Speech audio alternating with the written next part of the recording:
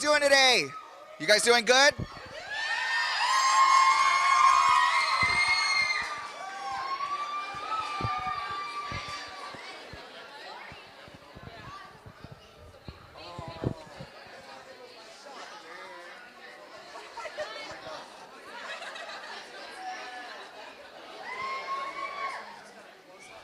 I'm here with Elissa Alexander, one of the auditioners or mock auditioners for this. Are you excited? I am excited. It's going to be super fun. It's really early in the morning.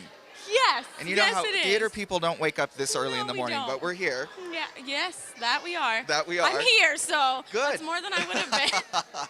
And what are you looking forward to when you get in there? Have they talked to you much about the process? They've kind of just given us the rundown. They haven't really told us exactly how everything's going to go down, but I think just to go in there and do it is just like get it, like do it and have fun with it and have a do good it time. and have fun. Have a good time. And what are you singing to? I'm singing Gimme Gimme from Thoroughly Modern Millie. Which is a classic, and actually Elissa just performed that on our show, so you could previously see it if you just click down on one of our shows below.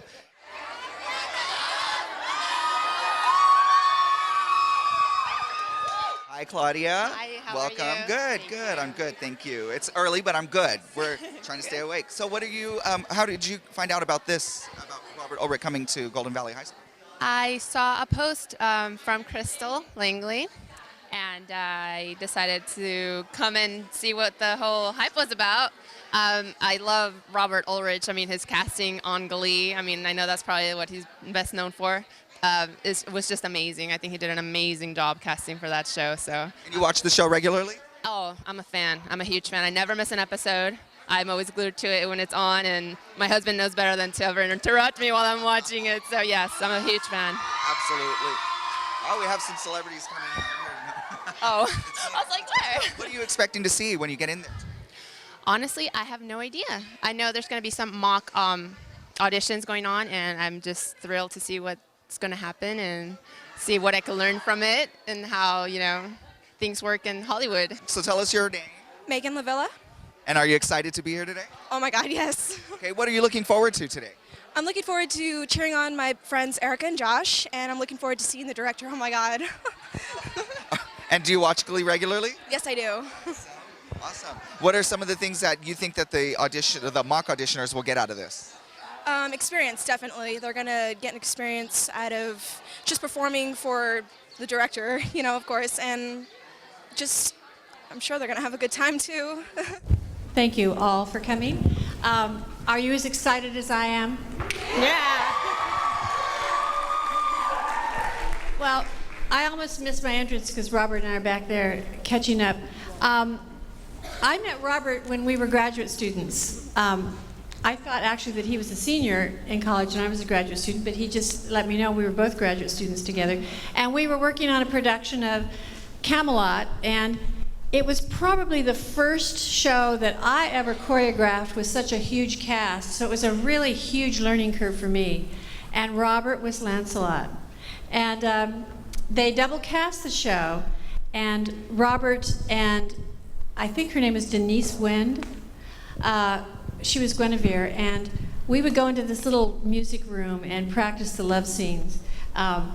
You can tell by the fact that Robert has done this wonderful thing with the show and that he's won an Emmy. It kind of started back then because both he and Denise did not want to step on stage and do anything less than perfect, and I remember those times and how fun that was to watch them kiss and stuff like that. You know? But anyway, so I'm thrilled to be able to introduce this man. I've known him, have not seen him often, but have certainly kept track of what he's been doing. And all of us that know Robert, the most important thing we can say about him, he's one of the most genuine human beings you can ever meet.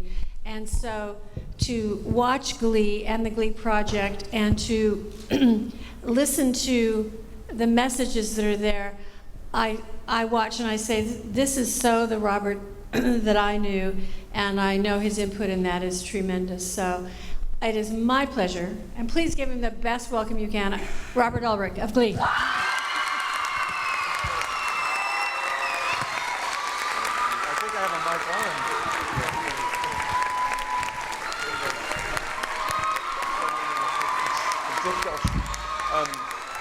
My mic, can you hear me?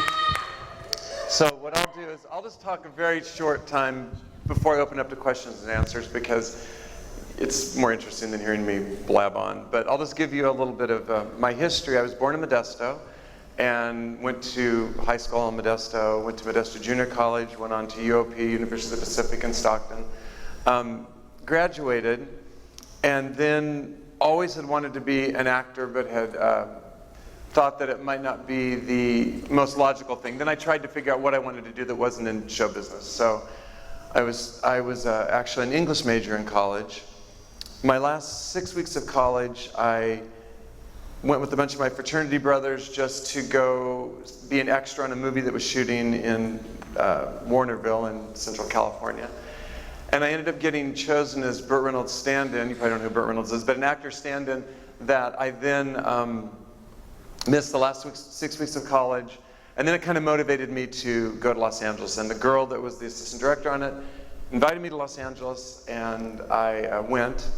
But I didn't know what to do. I didn't have anybody helping me. I had no idea, how to get started. So I didn't last there very long, and I moved home to Modesto. And there I ended up deciding to go back to school and get my master's. Right before I did, I auditioned for, Disneyland had this program called the All-American College Singers and Dancers, and I was thinking about this the other day, that they had auditions in 27 cities, 13 states. They picked 6 boys and 6 girls, and I was one of the boys. So it was kind of like the Glee project, which is fun. So, and I did that, and then I got my master's, and that's when I met Sandy. That's when I met my wife. Sandy was wonderful. I moved to, Sandy really was wonderful and talented and incredible. Where is she? She's here somewhere. Sandra. And then I went to New York, dated my wife. I was in New York, she was in Los Angeles. We got married and started our career in New York. And I'd been there for quite a few years when I realized I was not successful. So I wanted to be successful, so I ended up discovering that my passion was not necessarily for acting, it was just for show business. I just wanted to be in show business. So luckily I transitioned into casting, just fell into that. And that was 22 years ago since I've had my casting company. And we've done, we do Dexter and The Mentalist and CSI, we did Battlestar Galactica. We've done a lot of things other than Glee, but it seems like now that that's all I've done is Glee. We do American Horror Story, which you should not be watching. Anyway, so then Glee has just been the most wonderful thing that ever happened to me, because it's allowed me to get back to my roots, which was music, and then the Glee project has just been the icing on the cake from that. So anyway, and we just finished our 2nd season of the Glee project. I'll show you a video in a second. And it's going to be amazing. It starts in 3 weeks. So if you don't have oxygen, talk your family into getting oxygen. But if it's also on Hulu and such. So it was a big hit. I just found out that 45 million people watched the Glee project around the world last year. So that's pretty. Hey, Colton. Hey, Daryl. So that was pretty exciting. So I'll just open it up to questions. Any questions?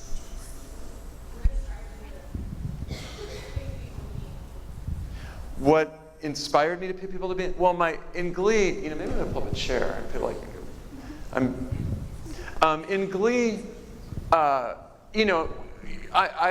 don't write the roles. I have a producer who writes, or writers and producers who write the roles, and then I'm just giving them, to cast. So it didn't really inspire me. It was just casting Glee was really, really hard, because you have to remember that at the time, there was nothing like that on television. So everybody entering into it was very skeptical that anybody would ever want to watch a show with singing.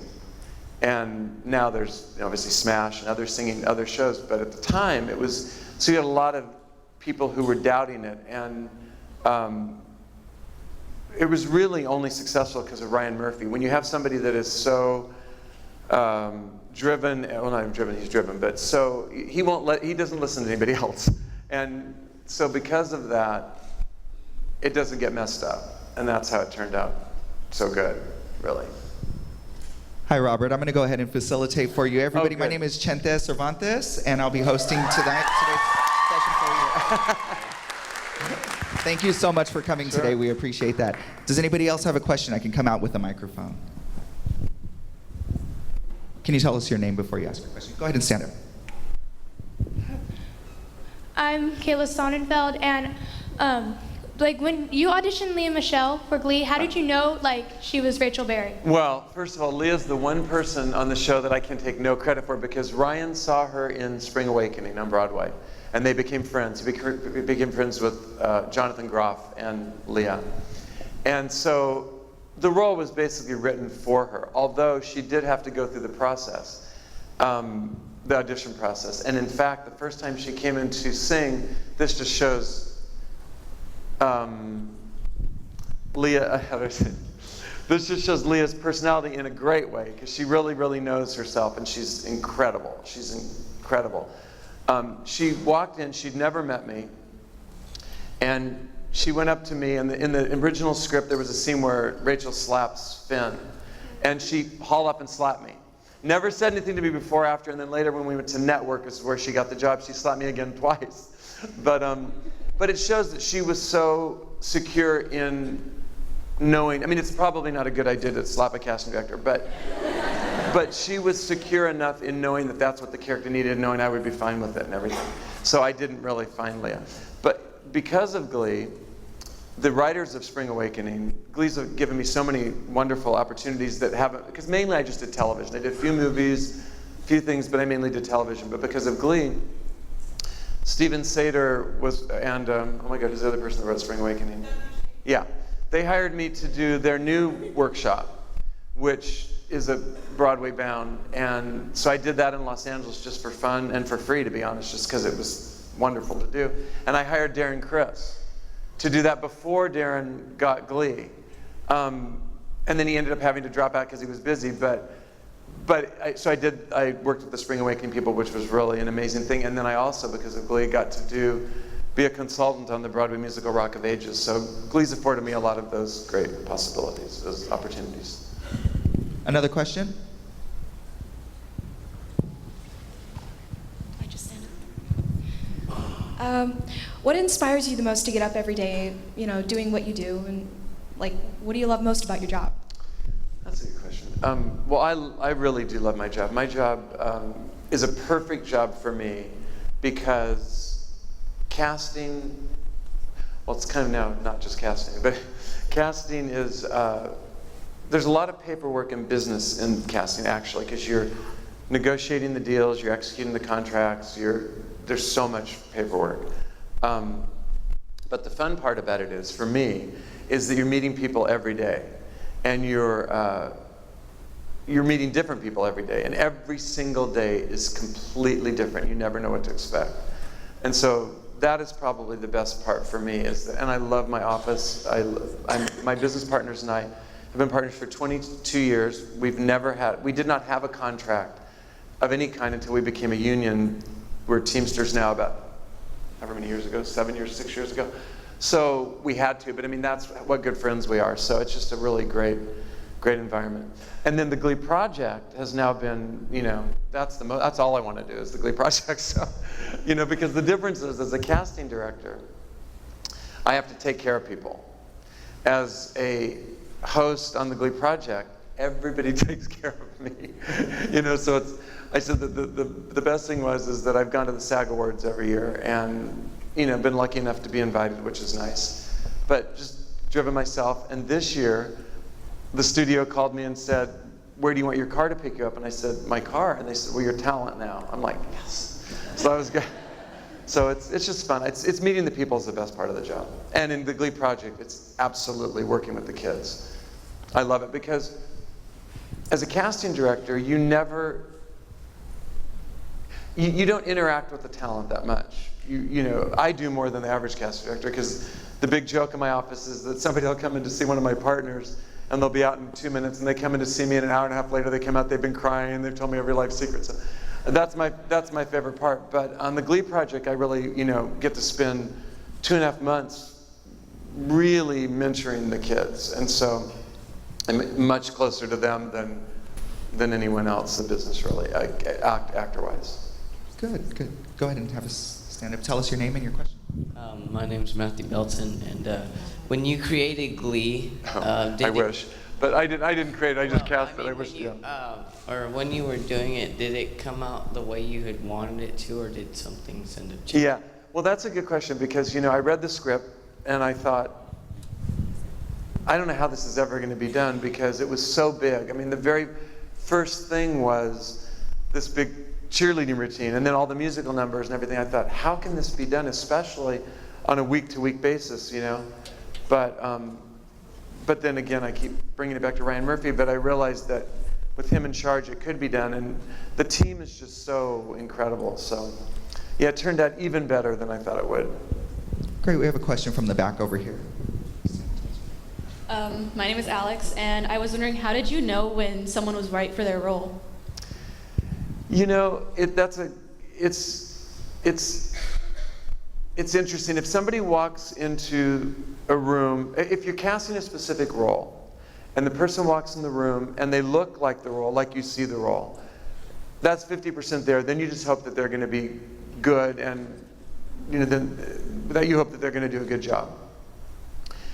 It's that rare occasion when somebody walks in, isn't right at all, and they're so good that then they change your mind or blow you away, that you think, oh, I can see the role this way. But it's that something that somebody has that you really can't define, that kind of it factor, that special something that makes you want to watch them. And on Glee, it's always saying that the people have to be accessible, because a lot of times they're doing really nasty things, because they're real people. They're not black and white. They're like any person, any kid. You do good things and bad things, and so accessibility and being somebody that you can relate to is a really important thing. But ultimately, in casting, my regular casting, there's thousands and thousands and thousands of actors, and I narrow it down. Maybe the producers see 6 or 8, and that's where our power and creativity lies. Then they pick the person. That's where their power and creativity lies. On the Glee project, I see thousands, and it's me that narrows it down to the 80. And then once the 80 come to Los Angeles, then me, Nikki, the vocal producer, and Zach, the choreographer, narrow it down to 30, and then Ryan sees those 30, and then he picks the top. And in this year, it's going to be 14 instead of 12. Hi, I'm Miguel. Hi, Miguel. And for the Glee project, afterwards, and you picked the winners. After you picked the winners, how did you decide what role they were going to become? Well, Ryan wrote the role. The thing about the Glee project that makes it different from The Voice or any of the other shows is that it's really about inspiring Ryan to be able to write a role for you. And so he's either looking for somebody to replace the Finns and Rachels, or who are graduating, or to somebody that the show's never had. So he decided what to write. But yeah, and they're doing so well. I mean, obviously you saw, I don't know if you watched, but I mean, Alex was so good this week. And he's still in high school. It's so crazy. And one of the kids in this is still in high school, which is amazing. But Alex was only a junior when he did that. But I was just 3 weeks ago or something, honored in Modesto, my wife and I, at this thing called Hometown Heroes. And Damien and Samuel and Lindsay performed, which was fun. So they came to Modesto, came to my parents' house, which was fun. And then, and very sweet of them, because they did it for no pay, or, they just did. And they missed a party. They missed Dinah Agron and Harry Shum's birthday party, so it was really nice of them. And then a couple of the kids from this came too. So the kid at the beginning, the first kid, and then Abraham with the red hair, and the people that lived in Modesto, in Los Angeles, in California. So. That's Danny Shea's the last girl on there, yeah. She has quite a following, Danny. Yeah, she's great. I auditioned her in Nashville. And she's a really nice girl. I like Danny so much. And a lot of people recognize her from America's Got Talent. Is that correct? America's Got Talent, yeah. Okay, yeah. wonderful. We have a question from back here for you. Hi, my name's Melody. What was your inspiration to cast Glee? My inspiration to I got hired to do that. Was my inspiration. My inspiration was that I'd worked with Ryan Murphy. We've worked with him his entire time on television. He has a new show that I wasn't able to do because now they don't let me do anything because of the Glee project, but it's going to come on this season on NBC called The New Normal, about he and his boyfriend's situation where they're having a baby, and the show's going to be about that. And the lead of the Book of Mormon is the lead in that. But I've worked with him for many years. We've done several shows with him, so that's how I got to do the job. I'm Linda. Out of like the Glee cast, who do you think's like the closest to their real personality? Excuse me? Who do you think's the closest to their personality out of the Glee cast? Who's closest to their personality, the Glee cast? I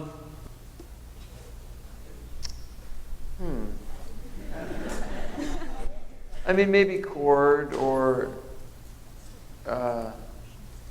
Cord who plays Sam, or Samuel maybe and Damien.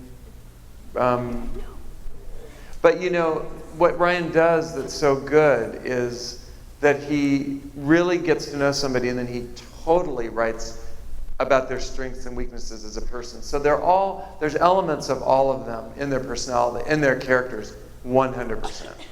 But obviously, you know, and Leah says that there's many characteristics that are like Rachel, but obviously nobody's exactly like their character. I'm just wondering, what does it take for someone to be casted on Glee? You know, to get cast on Glee, I mean, the way that casting works mainly in Los Angeles or in New York or anywhere is that you get submitted by agents. An agent signs you, you get represented by an agency, and then they submit to me, and that's how people get cast. Glee is a little bit different in the fact, and you have to be in a union. You have to be in, well, Screen Actors Guild, except it just merged with AFTRA. So it's a little bit different on Glee in that we cast so many unique people and so many young people that I do see a lot of people that aren't represented, or so. But you just somehow have to get your picture to me, to me, because it's not a case of. Yeah, again, like I see a lot of people that have done nothing, and I've given, well, Chris Colfer had done nothing, and when he was, the role didn't even exist of Kurt in the pilot. He just came in to audition for another role for Artie in a role called Rajesh, which was in it. Obviously, he wasn't a Rajesh or really an Artie, but I brought him to Ryan, and I just said, "This guy's so special," and he walked in. I'm sure you guys have heard this story. And he walked in, and Ryan said, "You have Von Trapp. How many times have you done Sound of Music?" And Chris said, "I have Von Trapp written all over my face." And he played Kurt, and he goes, "Well, you're Kurt," and that's how the part was born. But it's crazy to think that there was no gay character in the script of Glee, or Sylvester. Those two characters weren't in the original script. So that's what's hard to imagine. But Chris, one of my most exciting moments was I was starting the Glee project. The first season we were doing the callbacks of the 80 people in Long Beach. And I had to be there at 5 in the morning, so I didn't go to the Golden Globe party because I knew I had to get up early. And so I was watching the Golden Globes with my wife and son and daughter, and Chris Colfer won. And he said, "I want to thank Robert Ulrich, who brought me in for a role that, when there wasn't even a role or something." He only thanked me and Ryan Murphy. It was pretty awesome. And it was the most amazing moment. I was so excited, and phones were ringing. I jumped out of my chair, ran to my bedroom, I put my tux on, and I went to the party. I'm like, I am not missing this. So, yeah. So I don't even know what your question was, but yeah. Hi, I'm Shelby. I was wondering, who was your role model that made you start getting into show business and drama and everything? That's a great question. I didn't really have a role model when I wanted to be in the entertainment industry from the time I was born. I mean, seriously, I wrote my first play before I could write, I had printed my first play. And I always did backyard plays and directed them and starred in them, and then I did movies, made all kinds of movies growing up with my dad's 60 millimeter and then Super 8 cameras, and edited them myself and everything. So I wanted to do it long before I really knew anybody that was in it, and unfortunately, my parents, who would do anything for me and did and supported me and everything, just didn't know about it. That's, I think, one reason that I try to help young people a lot, because my parents, first of all, they did with all my friends. They did everything, bought my friends cars and put them through school. I mean, crazy. But they really did a lot. And so I tried to do it because I didn't really have anybody. I didn't know what to do, and so I wasted a lot of time. Now, the end result is I don't think that I had the personality to be an actor. And there was a long time where I thought, not that I lived in regret because I was so happy being a casting director, but I thought if I had it to do over, I would have gone to film school and been a director, because I got my master's. Even though I got it in English, I directed a production of Cat and Tinra for my thesis. And I wanted to be a movie director. Even though I do TV, I'm obsessed with movies. And so forever I thought that that's what I should have done. Now that I'm doing the Glee project, I realize I wouldn't have changed anything. I'm very satisfied, completely satisfied doing this. But as I grew up, there were a lot of people that influenced me. My drama teachers, Bobby Roberts and Marion Zuzma, Paul Tischer, who was the head of Modesto Youth Theater, which is now Modesto Performing Arts. I was really involved in that. I was president of it and everything. John Derner was a person who did local theater. There were a lot of those people in the area that had a major impact on me. Sandra, there are people that I met all growing up that had a major impact on me, wanting to do what I already knew what I wanted to do. My name is Andrea, and I was wondering, why originally did you become a casting director of all the different positions in show business? In show business? That's a great question. I didn't even know what a casting director was. Really. I was one of those actors that, and again, I really have to stress, because everybody should think about this. There are a million jobs in the industry, and everybody wants to be an actor, and me included. But 99% of people want to be an actor, and that's great. But to be an actor, you really have to want it more than anything else, because it is just so full of rejection. And I think I was a good classroom actor, but I was a horrible auditioner, and I just didn't have what it took to be an actor at all. And if I discovered it earlier, like I said, maybe my career would have gone in a different way, but so I was turning 30, and I was feeling completely like a loser, and my friend said, your life isn't over, you can be a stage manager. So I went into stage managing, which is the hardest job of all time, because all the actors go off to have fun, and you're stuck cleaning up and taking care of everything. It was horrible. It's terrible. I have so much respect for stage managers. And we moved to LA, and my wife's manager's wife at the time was getting into casting, and I just needed a job. And like I said, I was 30, and I interviewed and I got it, and I really didn't, so I completely fell into it. Completely fell into it. And then I worked alongside a guy who we became best friends, and that's Eric Dawson, and we opened our own company. And I worked for the premier black casting director at the time. He now runs Tyler Perry's company. And he was the kind of person who either trusted you and gave you everything or didn't let you do anything.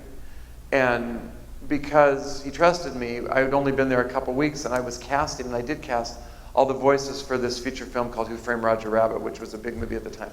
And I didn't even know what I was doing. So I really got a lot, I should not have been doing that. I got a lot of opportunity, and I just was able to do it because I worked really hard. And then I lucked out because people liked Eric and I. There weren't very many male casting directors at the time. I think they liked that we were young, and my business partner, he was really young. He was 23 or something, 22. And so I always tell people that they should, and what I was going to say about Ruben, I think because he is African American, and he's really my mentor as far as once I got into casting. He really opened up the whole diversity world to me. So when I went into casting, I knew so many ethnic actors that just the average white boy didn't know. It was really great. And and his person under him was Latin. So the combination, Carol Dudley, I had really a wide knowledge, which probably really helped me at the beginning get going, which was great. But the thing I really tell everybody is that, keep your mind open, because there's so many jobs, down to being the caterer, the grip, the gaffer, the driver. There's so many jobs where people feel a sense of pride. And now that I work on the Glee project and I'm so tied into the crew feels the same pride, the same creativity, the same as I do. And so I think that, I wanted to be an actor, and I am more than satisfied and have had the most incredible career as a casting director. My wife wanted to be in fashion. She's had an incredible career as an actress. Just be open to where your path may take you, because it might not be necessarily what you think you want to do. I'm Danielle, and I wanted to know if any celebrities came to you to cast for Glee or something like that. For Glee? Yeah. I mean, I've cast a lot of celebrities, obviously, in my zillion of years doing this. I mean, I gave Tobey Maguire his first couple jobs. I gave Jack Black, Jessica Alba, Ryan Felipe, Zach Hart. There's been a lot of people through the years. But Glee was great because so much of casting is about finding its name. And that's the boring part of casting. It's all about star casting. And more and more and more. And in television, more and more and more, because movie stars will do television. Glee, they didn't want names. So for me, it was so fun because they didn't care if anybody had any experience, which many of them didn't. And they just specifically did not want celebrities. So it was really wonderful and creative for me. And it's pretty much continued that way, because even though Glee does use a lot of celebrities, it obviously does, Gwyneth Paltrow and all that. In the first season, when I was submitting for Miami, the first season, which we lost,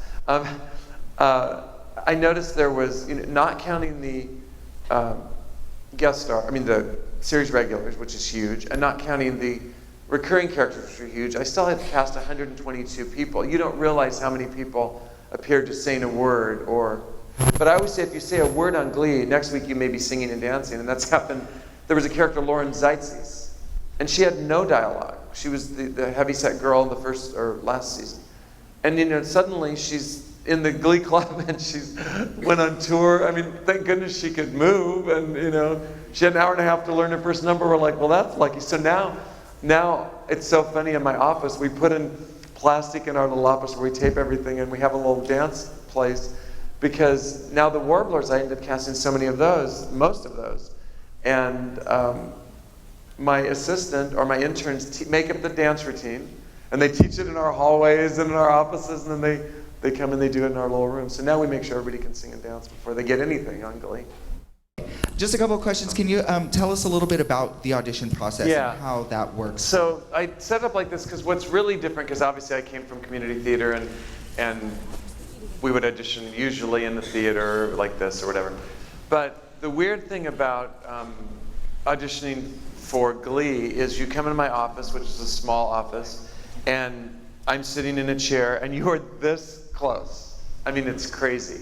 This close with no, and it's so, when I grew up, everything was always with the piano. And in fact, when I did the Glee pilot, I insisted that once they got past the stage with me and they went to the producers and the network, because it's a process. You go to me, then the producers, which is Ryan Murphy and all the people, and then the studio, and then the network. That's how it works when you get a job in television as a series regular. I insisted there be a piano, so there was a piano in Ryan's office in his conference room for 4 months or whatever. And then the studio, they did the studio and the network in the same place to make it easier, and that's usually the most stressful situation, because you walk in, you sign a contract, which everybody walks in one at a time. They only bring 2 or 3 or 4 people to the network at a time. That's what it gets narrowed down to. And they sign their life away for 5 years if the show goes. So you're seeing the money you'll make if you get it, and the money you won't make if you don't get it.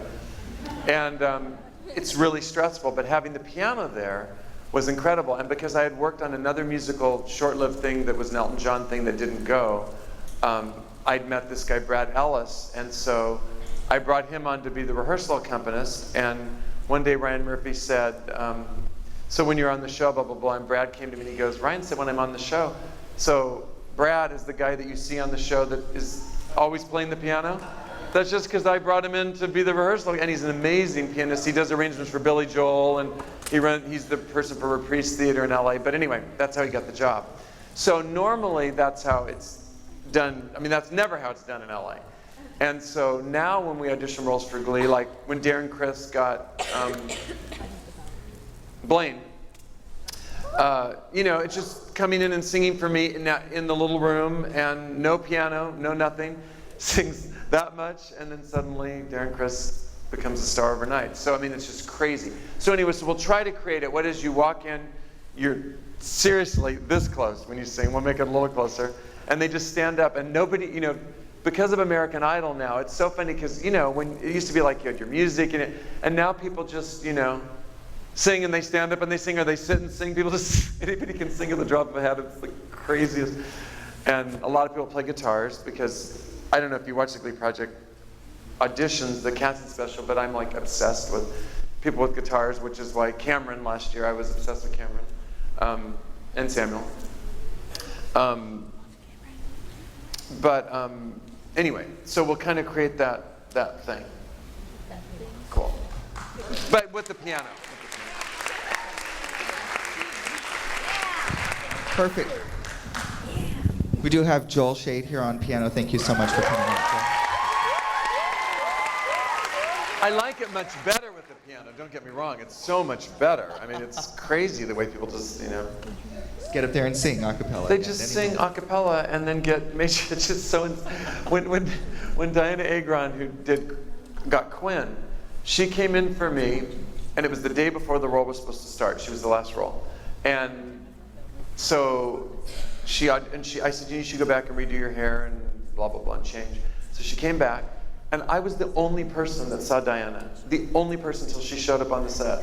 And boy, did we luck out with somebody who could act. And I mean, it's like crazy, like insane.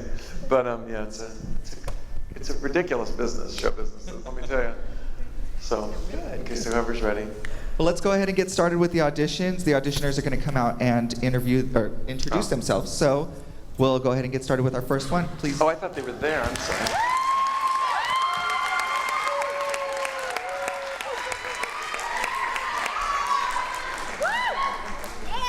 Eat tacos.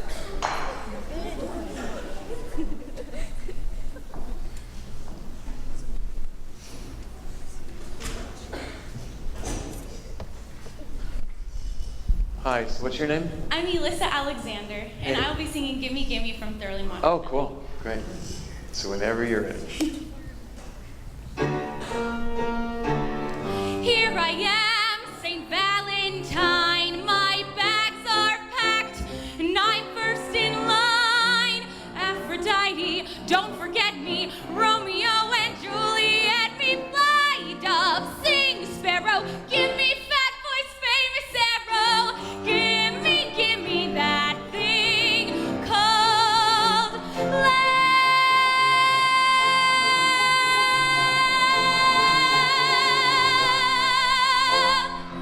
Wow, that was great. That's great.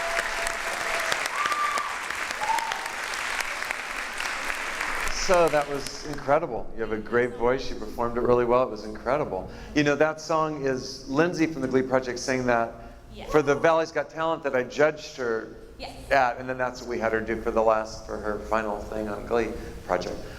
You sounded amazing. Thank you so much. Sing something else just for fun. What else? Do you have something else? Yes, I do. Yes.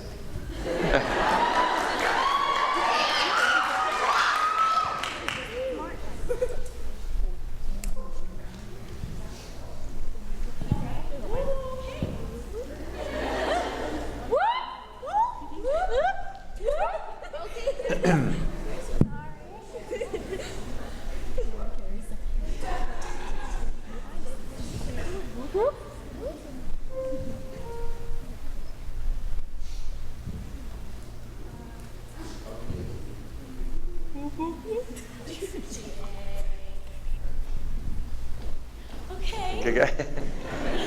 I have Astonishing from the musical Little Women. Oh, good, cool.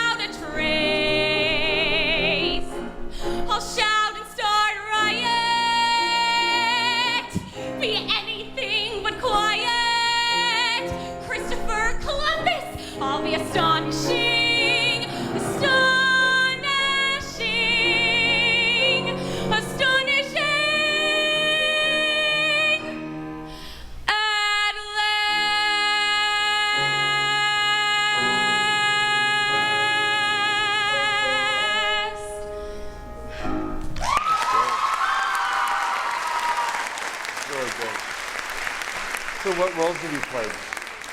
What roles have you done? How old are you? What grade are you? I'm a senior. I'm 18 years old. And what roles have you done?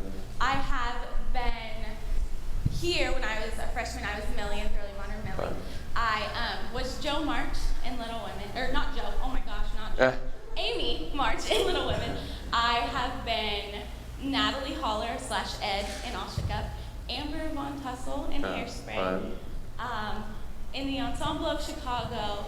Currently I'm in Music Man. Was Chicago the one that was here? Yes. Was Shane in it? Shane? Yes, yeah. Shane was in it. He's great. Yes. That's fun. I saw pictures from that on his Facebook. Yes. Yeah. Yeah. Well, it was great. You know, it's always listed as 16 bars, and you know, we put that on our breakdowns too for everything. The truth is that I never painted. I am the most, I don't, you know, there are casting directors that have very specific likes and don't, and I don't. I always figure that whatever's good for you is fine with me. So I'm never as particular about the 16 bars, and to be honest, half the people auditioning don't even know what 16 bars means. I mean, seriously, no, I mean, seriously, because most people, so many people auditioning, and people that get jobs, doesn't mean that they've ever sung before, or that, you know, that they don't have any idea what it means. The only thing I would suggest, it was great, both of them were great, is that more and more, especially where Glee's concerned, but pretty much everything, you should have like a pop song as well in your pocket, because rather than 2 musical theater, even though I love musical theater, you know, so it's great. It was wonderful though. Both of you have a great voice.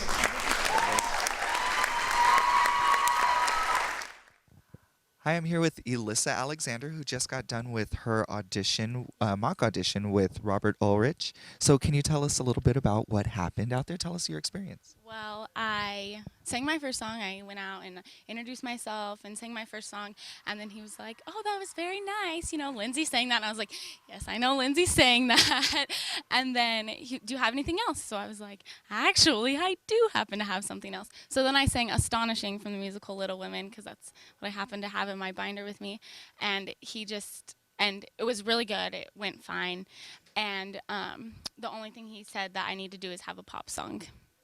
Pop song, something more contemporary, maybe something a little more musical theater-esque. But you know.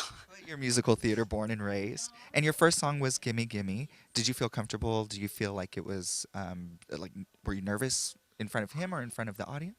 I got nervous, but I always get nervous, so that's not out of the ordinary. But it felt, Gimme Gimme felt better than Astonishing. But I was ready to sing Gimme Gimme, so that would be too. Good. And I know that you had been preparing for a while to come here. You had known about this. Was that something that you had wanted to do? Was it something that you were looking forward to? Yes. I was excited. It is exciting. I mean, it's cool just to get feedback from someone who is in the business and is not from Merced is always good. So it was exciting. I was excited. And do you watch a lot of Glee, or have you seen Glee at least enough to know that this what his work entails and what he looks for in people? Yes, I've been really busy, so I haven't gotten to watch a lot of it lately, but anything I have seen, and I did watch the Glee Project the first time, and so I kind of knew what he was about, and so it's cool to just meet him and really get to know him. And what will you do with the feedback that he's given you? Do you think that adding a pop or contemporary song will do something for your repertoire? I guess I'll add a pop song to my repertoire. And you're the freshman? Are you a freshman? That is, how old are you? No, I know, how old are you? Cool. Normally I would talk to people before they sing. Normally I'd ask them. And normally in my whole casting situation, I actually, because I'm dealing usually with actors, and I hardly ever ask them about their acting. I mean, I ask them about their family, or what games they like, or what shows they like, or what sports they do, or what sports they don't do, or what, whatever their thing is. It's like, I'd much rather know about them than just the thing. So what do you like? What stuff do you like for fun? I'm in the school's marching band. Oh, cool. What do you play? Oh, fun. How fun. I love drumline. My son's school didn't have a band, but they had a drumline, which was so cool. Yeah. That's fun.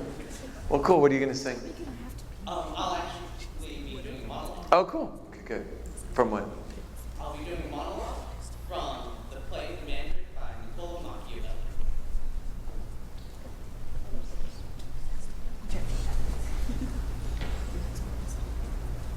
Where are they?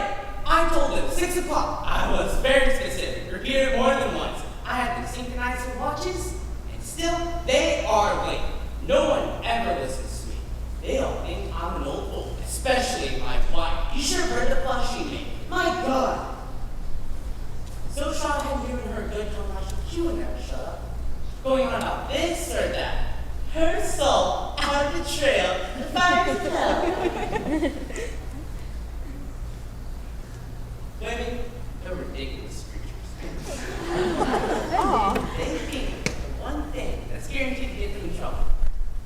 The heart, followed closely by the mouth. Still, they're good for something. They have their uses, don't they?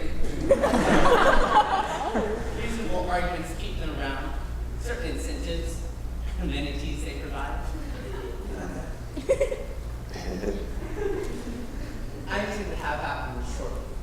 I intend to produce a child. Well, now, carry on my name. Calfucci. I know she doesn't enjoy it. I'm so old. She's sworn up. I will try to make things as pleasant as possible. Lugurio gave me this cologne that's supposed to drive him wild. I've been working out. Lost a bit of weight. Here, right here in my gut. Thank you.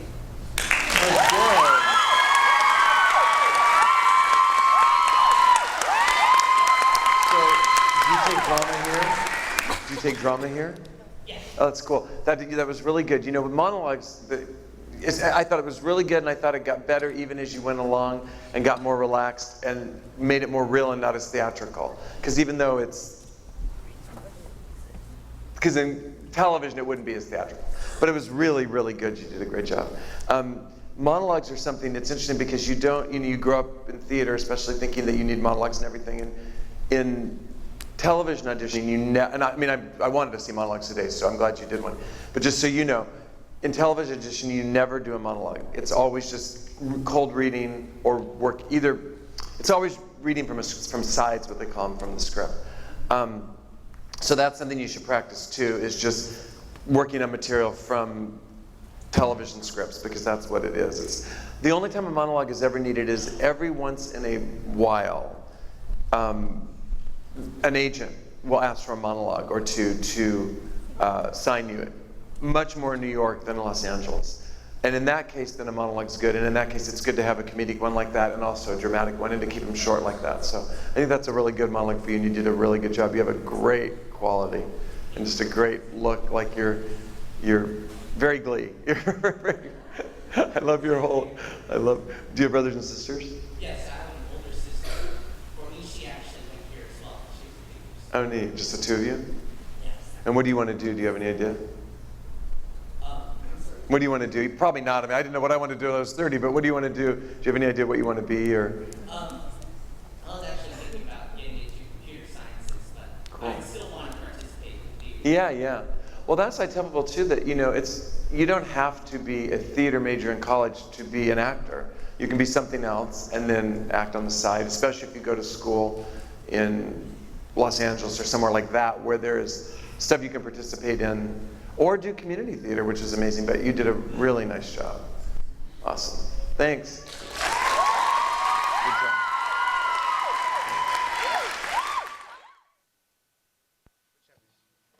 Hi, good to meet you, Josh. Josh, right? And your last name is? Cardoza. Cardoza. Okay, go ahead and have a seat. Let's talk about this. Tell me what you, some of the things that you did out there. What's your piece? I did a monologue from the play The Mandrake by Niccolo Machiavelli. Okay. And was that a serious, a drama, or was it comedy? It was it was serious starting out, but then he gets more comical. He has some jokes, so it kind of lightens the mood, but it still has that serious edge to it, I guess. Good. And had you prepared for a while for this monologue, or is this something that you had in your repertoire? I've been preparing for it, definitely.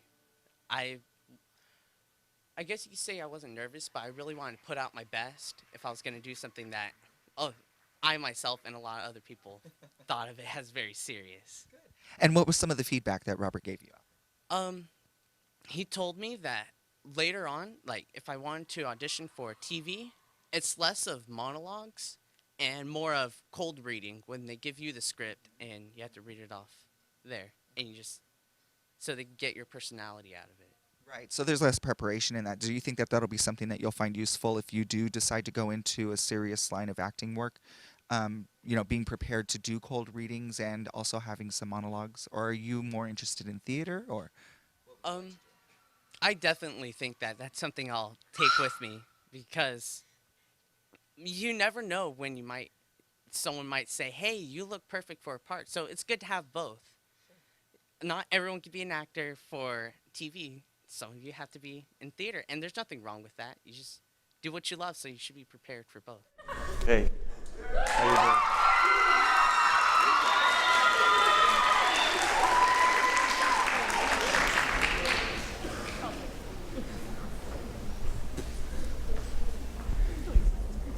Hey, how you doing? What's your name? My name is Chevis, and I will be singing Anthem from Chess. Oh, cool.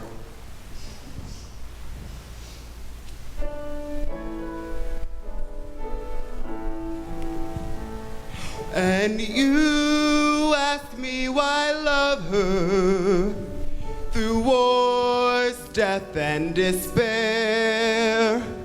She is the constant, we who don't care. And you wonder, will I leave her? But how?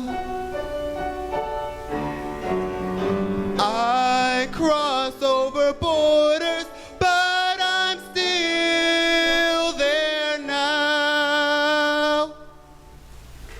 That's good. Pretty. I love that song. So do you have something else? I don't have the sheet music for something else. Well, oh, that's right. What else do you have? Do you know it? Oh, then don't if you don't have the music. Yeah. Prepare ye. Do some what? What did they say? I was in Godspell and I was Judas. Oh yeah. Oh, do something from that for fun. Prepare ye the way of the Lord. Prepare ye the way of the Lord. Cool. You sound beautiful. I love Godspell. I love Godspell. They did it when I was growing up. Every single theater group did it, and I was never in it, and I always wanted to be in it. I love that. I love that song. We have a really pretty voice. So you're a senior? Yes, I'm a and senior. what do you want to do?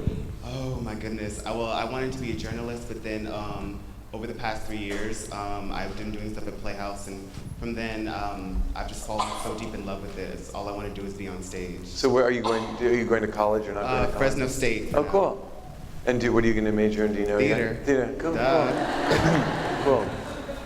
And who's your favorite performer? My favorite performer? Or actor? Or actress? They're not in theater, but oh yeah, no. I love me some James Brown. Oh yeah, cool. That's cool. That's fun. He just gives his all. He's like sweating oceans. Yeah, he does. He gives his all, and I love it so much. That's cool. And anybody else? Anybody else? I guess acting-wise, you're making me nervous, so I'm drawing blanks. Oh, don't be nervous. Don't be. First of all, there's no wrong answer at all. Acting-wise. It'd be much more relaxed if you're in my office. You'd be sitting in a chair. You wouldn't have a mic. I know it makes it a little hard. Acting-wise, the Darren Criss. He is really great, don't you think? Very good. I saw him in the Harry Potter musical. Yeah. Oh, you did? Yeah. You saw him on Broadway? On YouTube. On YouTube, yeah. Yeah. From what I've seen him do different stuff. Yeah, no, he's really good, and he's coming out in a movie with Annette Bening, and he's going to play opposite Kristen Wiig from Saturday Night Live. He's shot it, and yeah, he's a younger guy, an older girl with her, and he is so talented. I think he is. He is the epitome of, to me, Darren is the epitome of that it thing I was talking about that you just can't really define, but he is such a star. And when I saw the dailies, or like when they film something and you get it the next day and you see what they've shot the day before, all the unedited footage. And I saw that the first thing they shot of him was Teenage Dream. And it was just like, oh my God, he just pops off the screen. You know, it's just unbelievable. But yeah, anyway, that was really, really good. You did a great job. Thank you. Thanks. Nice meeting you. Chevis, how are you? Finding you. Good. Thank you for coming in. How do you feel? I feel so good Have a right seat. now. Let's talk about this. Let's talk about this dish, okay? Tell me how you did. How I did? I think I did well. You know, it's always different. You know, you do it in rehearsal, you sing in your bathroom, and then you go on stage, and it's like, okay, like you say your prayer, you take a deep breath, and you just go for it, and you just take what chances you can get. But I feel, you know, I went for it 100%, so I can't have any doubts about it. Good. And what did you sing? First off, I sung Anthem from Chess, and then I sung Prepare You from Godspell. Okay. Godspell was something that you had just done recently. Yes, I played Judas. It was an amazing experience with all the kids from BUHAC. It was a collaboration between Merced and BUHAC, and it was very wonderful, and a lot of people from the community said they enjoyed it very well. Are you feeling really excited right now? I am feeling excited. I can tell because you're talking really fast. Oh, I always do that. Mile a minute chef is what they call it. There you go. So what was your preparation like for this particular audition? For this particular one, I just went with my gut and something that I knew would sound nice with my voice. And so I love the song Anthem, and Joel Scott Shade, who has everything ever done in musical theater, he had it lying around, so I got it and I sung it to death in my house. My mom will tell you. She couldn't get me to, I was 1 a.m, belting it out in the garage. But that's basically, I just sung it a million times, basically. And what was some of the feedback that Robert had given you? Some of the feedback, he said, you know, keep doing theater. And he said I have a wonderful voice, and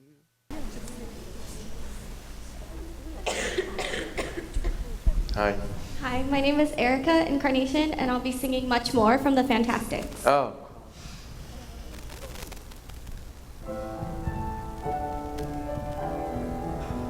To be the kind of girl designed to be kissed upon the eyes.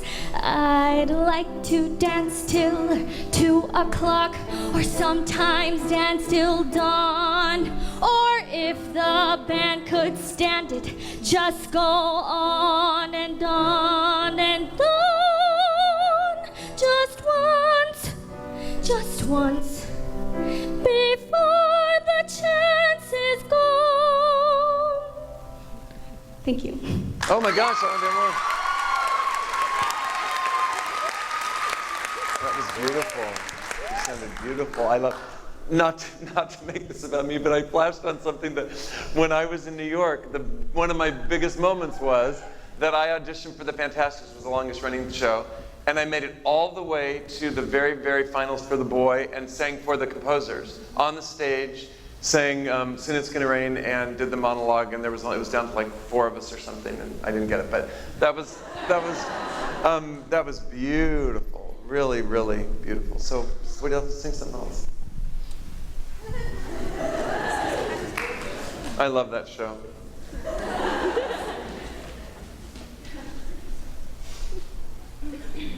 Did you do the Fantastics? No.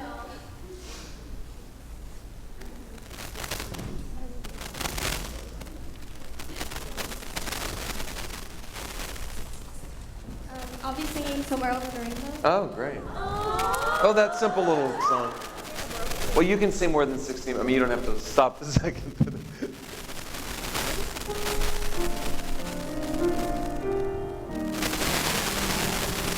Someday I'll wish upon a star and wake up where the clouds are far behind. Where troubles look like lemon drops away above the chimney top. That's where you'll find me. Somewhere over the rainbow. Let's go.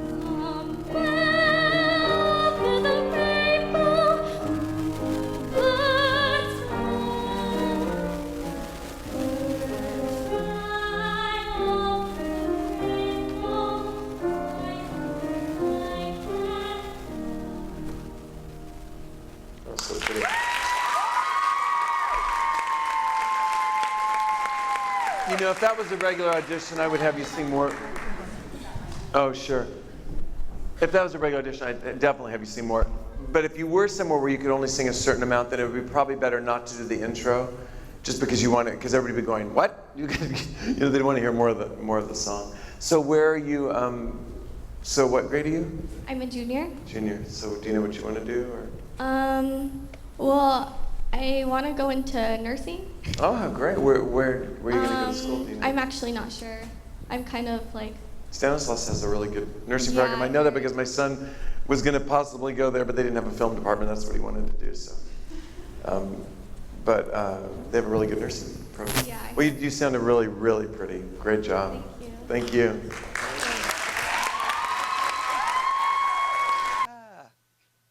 Good to see you. Good to see you too. Thank you. Have a seat. You can put your music down anywhere you'd like. Feel comfortable. How do you feel after coming off of the audition? My heart is beating so fast. Take over the microphone. You're fine. No, your heart's beating so fast. Yeah. Poor thing. Okay, what did you sing? I sang Much More from the Fantastics and Somewhere Over the Rainbow. Somewhere Over the Rainbow from The Wizard of Oz. Great, great. And what was some of the feedback that Robert gave you? Well, he just asked me what I wanted to do for college, and then he also said that if it was a real audition, don't do the beginning part. So. Of which song? Of any song, he said. Okay. So always start somewhere in the middle or the end of the song. Good. And what's what? You're a senior now. No, I'm a junior. You're a junior now. Okay. I think someone had told me that you were a junior. Okay. And well, do you have plans for going into acting, going into theater, any kind of performing arts? Well, actually, for college, I want to do nursing, but I like singing is my huge passion, so I want to try to do something with that on the side.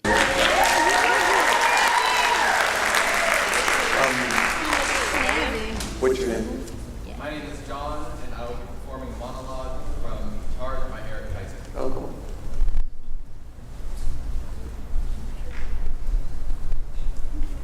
Look, I don't need you or anyone else to tell me about me. I don't need you to think that without your help, I wouldn't be where I am now. I got a GED. I went to community college, and I paid for it with money I earned in a warehouse. I didn't go to Harvard, and I didn't get a scholarship, but I'll be goddamned if you think you can take any credit for where I am now. When I was a boy, I grew up in a bad place. Broken down cars, broken down refrigerators, and broken down lives on half of the yards on my little street. But my mom, she planted a garden. She wanted people to see color before they went to work. She worked from 6 a.m. to 5 p.m.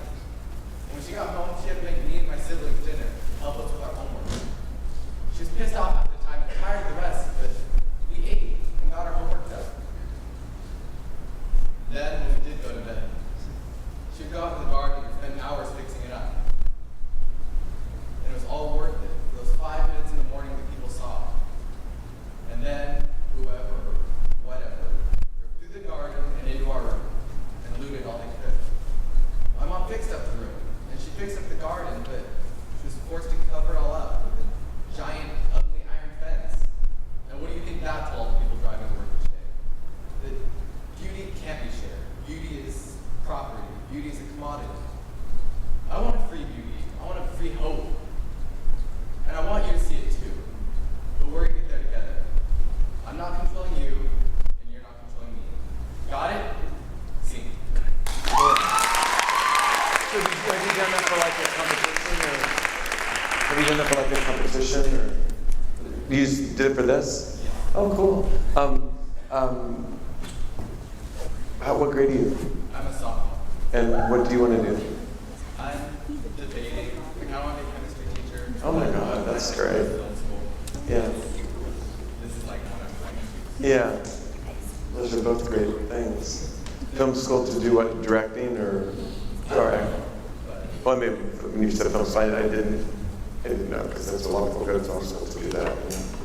How old are you? I'm 16. Cool. What actors do you like? Actors? I mean, do you like TV or movies or? I prefer TV, I think, to movies, though. Like, who do you like? I always want to see. Oh, yeah. Zoe Deschanel. Oh, yeah, I love her. She's amazing at it. Yeah. That was really good. You know what? Just pull up that chair and just do it once more. It was really, really, really good. And just now that you're relaxed, do it once more. And don't try to rush it at all. Like, don't just... And at the, what's the very end of it? What do you say at the very end of it? Got it. I mean, a little bit before that. I want you to see beauty too, but we're gonna get there together. Okay, and look at me when you say it. When you say that this time, and just say, look at me and just talk to me like you're talking, and say, you know, and what's the line? I want to see beauty too.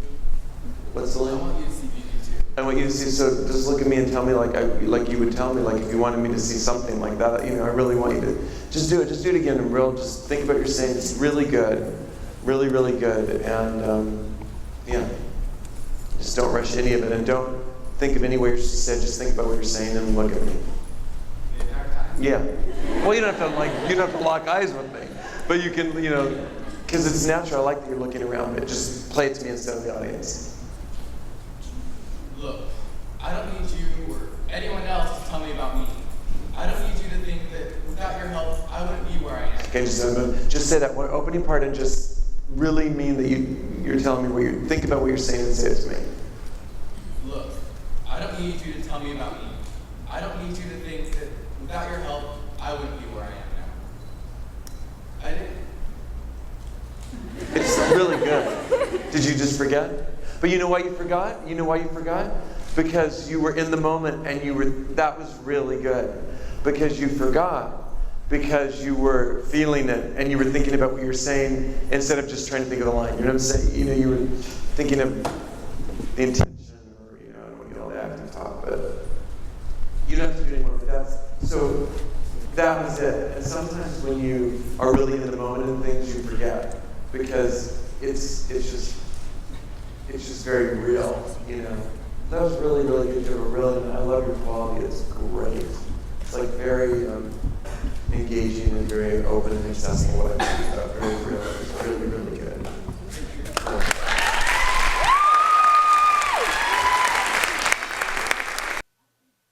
Hi, John. How are you doing? I'm good. Good, good. Go ahead and have a seat here. Let's talk about your audition. Tell me what piece that you had chosen to do for Robert this morning. I did a monologue from Charge by Eric Kaiser. Okay, and that's a dramatic piece? Yes, it's a dramatic monologue. And what's some of your preparation going into this today? Well, I chose the monologue about a week ago when we found out about this, and I've just been trying to practice and memorize it. How did you feel it went today on the stage? I think it went really, really well. I think it went really well. Good. Were you nervous getting up there and performing in front of him, and how about the feedback? Oh yeah, I was really nervous going up into it, but he made me feel relaxed, and the feedback was really nice. Good, good. What did he say? What were some of the notes that he had given you? Well, just to be more relaxed and that I could look at him, because I was really afraid to look at him, but he said that I could. Were you a little starstruck, being a little nervous? No, that's wonderful, though. How do you feel that this is something you want to do in the future as far as working in theater or in performing arts? Oh, yeah, I definitely feel like I want to continue to be in theater, especially in the community. Do you feel like the audition process is something that you can work on and will have, from this experience, be able to take that in the future and work on that to become more successful? Yeah, it was a great experience, and just to have feedback from him was good. How are you doing? Good. Hi, my name is Yuka Isale, and I will be singing Being Alive from the musical company. Someone to hold me too close, someone who hurt me too deep, someone to sit in my chair and ruin my sleep and make me aware of being alive, being alive, make me alive.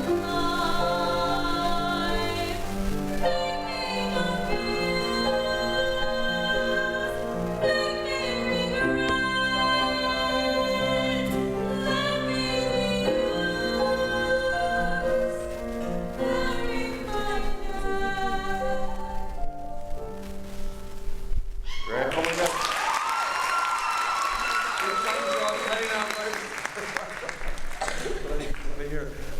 That was really good. Do you have something else? Okay. No canary in a cage for me. This canary's ready to fly free. Huckleberry was at the man I once adored. He's nothing but an albatross, no great loss, double crosser. Forget about the boy, pull the plug, and he's the one who pulled the rug. He's nothing but an alley cat, dirty rat, and I'm glad her.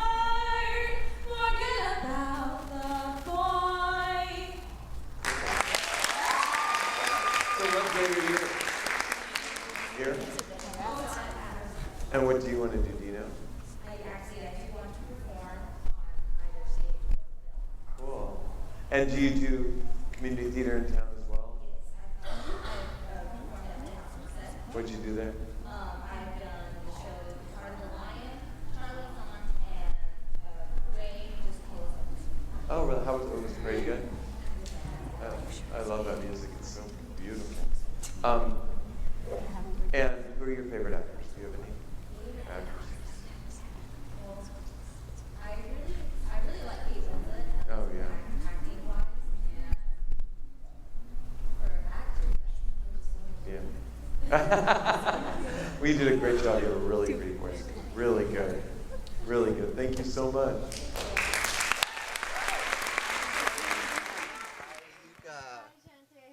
I'm good. How are you? Good. Have a seat. You look beautiful, stunning. What was your audition piece for this one? I did Being Alive from the musical company. Okay, and what was some of the feedback that he had given you? Actually don't remember really a lot of feedback, but I felt that, but he asked me to sing something more, and I think that's a good sign. Yes. So. Did you have something else prepared? Yes, I sang Forget About the Boy from Thoroughly Modern Millie. Yes. Good choice. Good choice. How much preparation did you put into coming to this morning's auditions?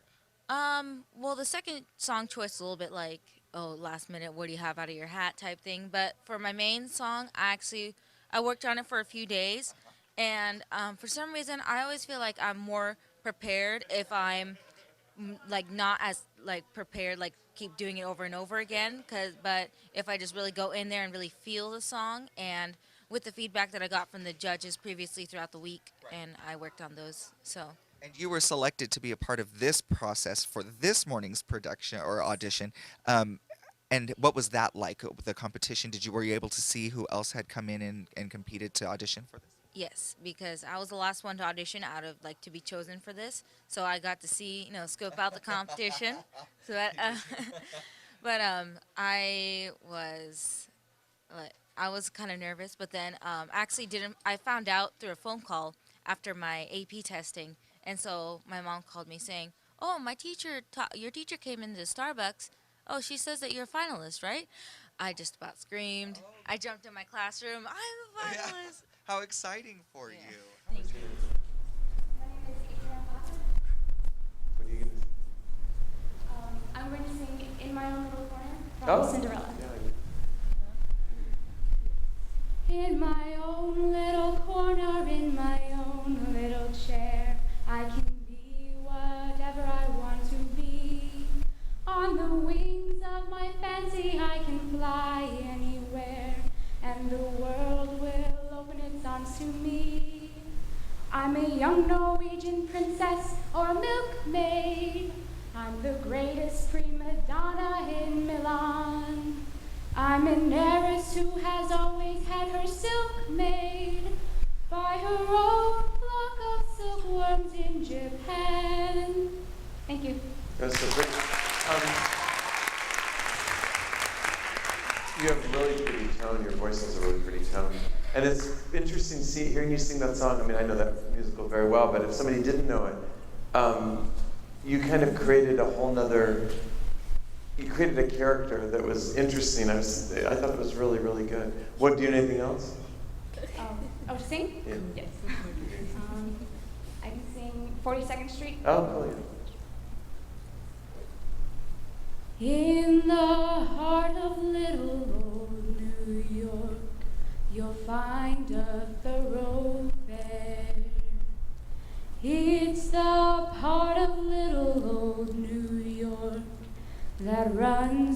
to Times Square.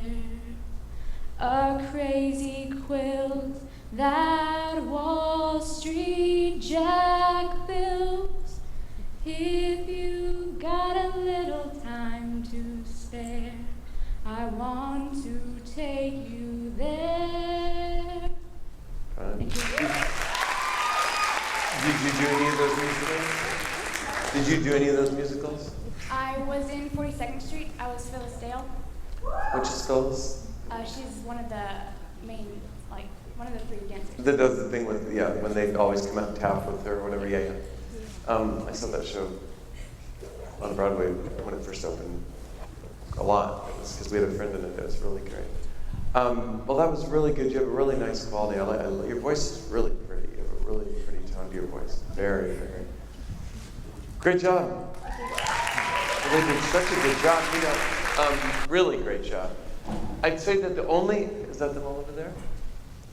What I'd say for you guys, if you're auditioning for probably anything musical now, because you all did great, is that, like I said, probably have a pop song as an alternate, because, I mean, I love musicals, and obviously I know every musical that they did, but most people don't. I mean, most people don't know them, and people aren't as, you know,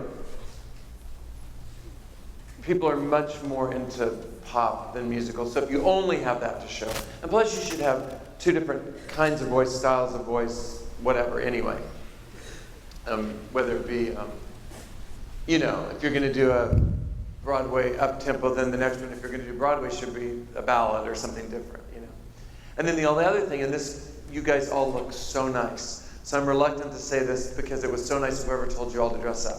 But if you were coming in for an audition for Glee, or pretty much any audition, you should just be yourself, because what everybody is looking for is to see who you are. So you could be in jeans and t-shirts, or, you know, that's what people would audition in. And my wife always says that she's old, and she says the grungier people like the, you know, when she goes to audition, she always feels all dressed up, even though she tries to not dress up at all. She still feels more dressed up than anybody else. But yeah, and even in auditioning in general, unless you're auditioning for a specific part, like if you're auditioning for a lawyer, don't wear jeans and a t-shirt. If you're auditioning for a gang member, don't wear a suit. You know, I mean, you should dress around in the vein of what you're auditioning for. But if you are auditioning for a policeman, don't come in a police uniform, which people do. People do, or a doctor, they come in a doctor, and, you know, generally that's not what you should do. You should just kind of dress in the idea or the vein of what you are doing. So. Wonderful. Sorry, I wasn't coming out to audition, and I was like running out here. So thank you. How did everything go for Today? You? Yes. Oh, it's amazing. Everybody did such a good job, and I know that it's, you know, it's nerve-wracking. It's scary, isn't it? I caught some of the post interviews, so they were fantastic. You all did a really, really good job. Really good job.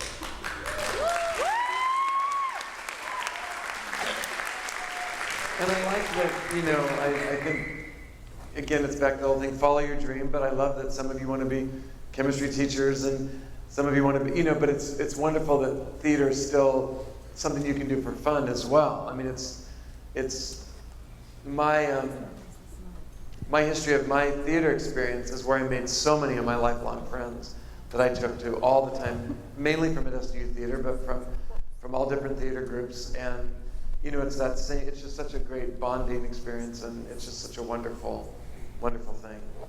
It's so sad that arts are being cut right and left. It's so crazy, you know.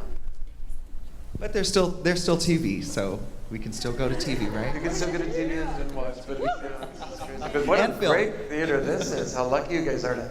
The theater that I grew up in my high school wasn't even a theater. It was just like a little room with kind of a raised area, and seriously, and it's just so great to have an opportunity to perform in a place like this. That's great.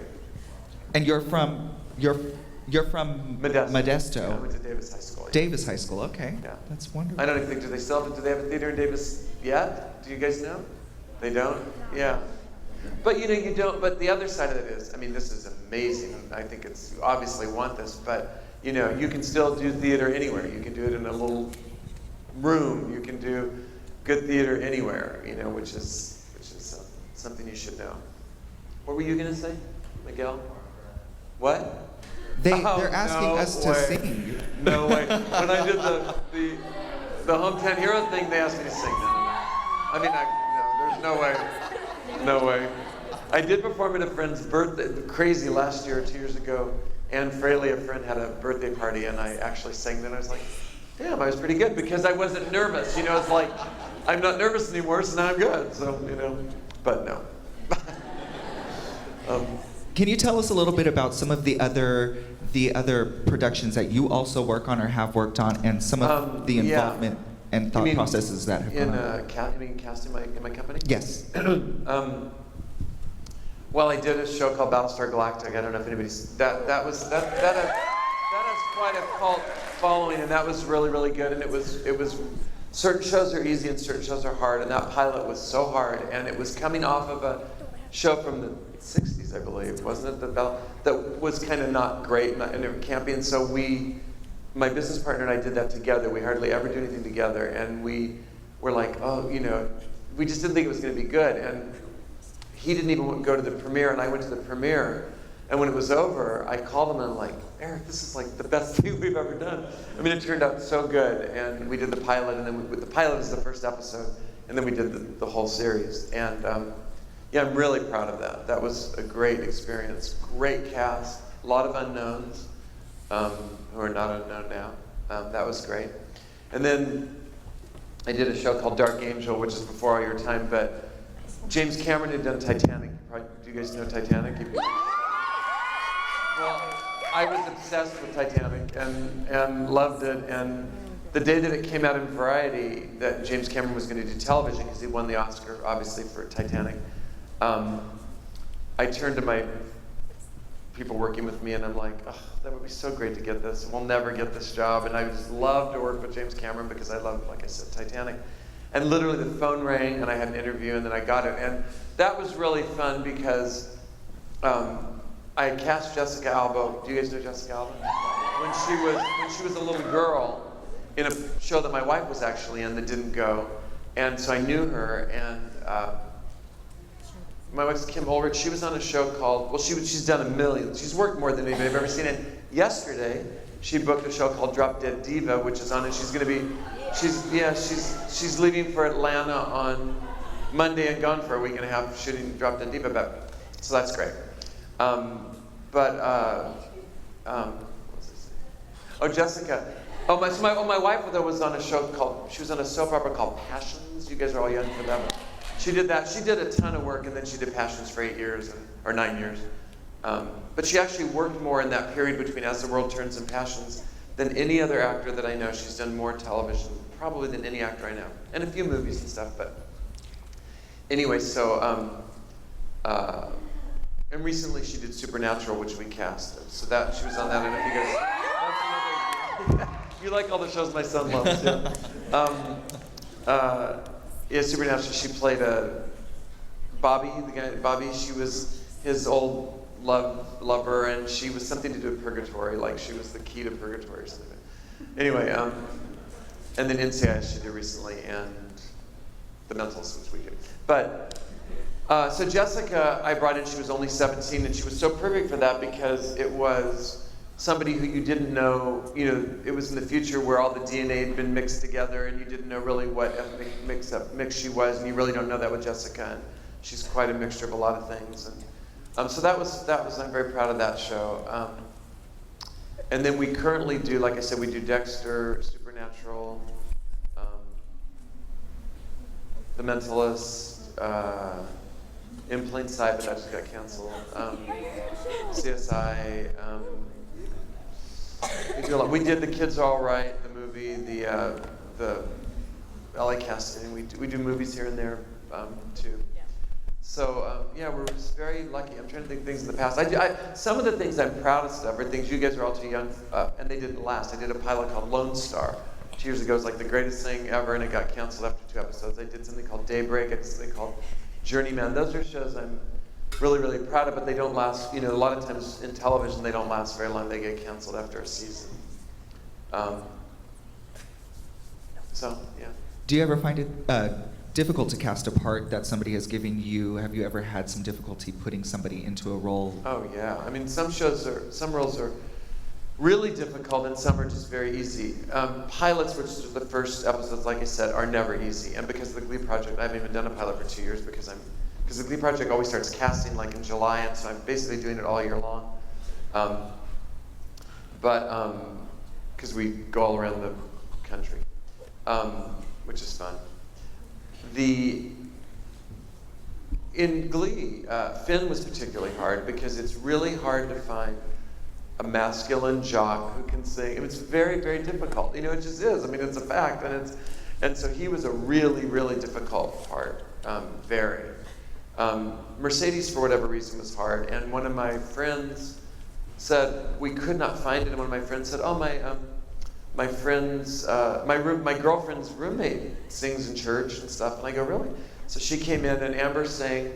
She read, and then she sang like something, and I said, "You know, I need to." It was just in a kind of a head voice, and I said, "Can you sing?" And I'm telling her I'm not going, and she sang it, and I'm like, "Oh my God, she's gonna get this part." And we went to took her to Ryan, and she sang, and I mean, it was like one of the most exciting moments ever, because the room was really small and the acoustics were great, and she has such a big, incredible voice. And she eventually did that on the show. A lot of the songs people did, he wrote in the show. Chris sang Mr. Cellophane, and they almost all, Matthew Morrison sang Somewhere Over the Rainbow. They ended up all being written into their characters. So. Leah sang On My Own. She was doing Les Mis at the Bowl, Hollywood Bowl at the time. Do you still get starstruck whenever you're casting somebody who is? I get totally starstruck. I get starstruck more with reality people, which is insane, because it's crazy. Like I'll see like somebody on some reality show, I'm like, I'm totally starstruck. My recent starstruck story is that I went to the SAG Awards this year, and I'd gone the year before. And the year before, one of my friends had said, "Come back, I'll take you to a party in the back where Jeremy Renner's at." Jeremy Renner's from Modesto. I gave him his first 2 jobs. I got him his agent, and I'd seen Jeremy at the awards, and I'd called him before to wish him luck and stuff. And he's a good friend of Melanie Wyatt's, so I'd known him for a long time. He's a good friend of mine who directs the Yes Company in Modesto, which is amazing if you guys ever go see stuff there. And you were in it. You played, and I saw you as the Wiz. You were amazing. I saw that. And that was too long ago. You don't. No.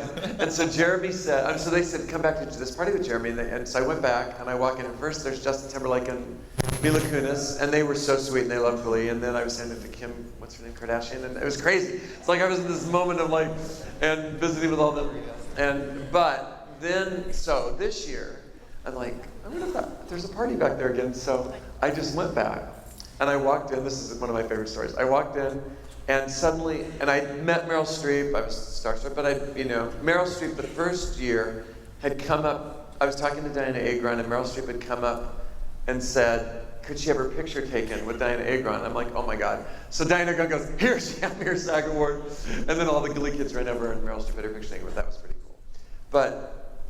So I went backstage, and I walked in, and I'm suddenly like this far from Brad Pitt and Angelina Jolie, and I have to say, that was the most starstruck moment I've ever had in my life. I mean, because they were just like, ridiculous. And so I had my iPhone, and I could not believe, I pulled out my iPhone. I'm like, I'm gonna get a picture. I never would do this, ever. I'm not that kind of person. I do not do that. I never ask for autographs. I mean, I'm thrilled. I'm so honored you guys asked me for autographs. I really am, but I don't usually do that.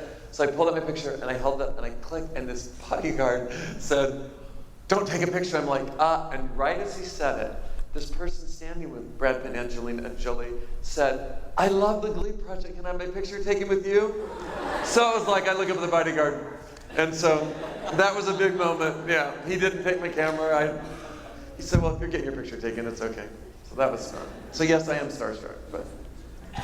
Do you get to go to a lot of theater in LA and New York? And I go to New York a few times a year. I was telling them for work and such, and go to theater there quite often. And LA actually has more theater probably than New York. It's crazy how much theater is in LA.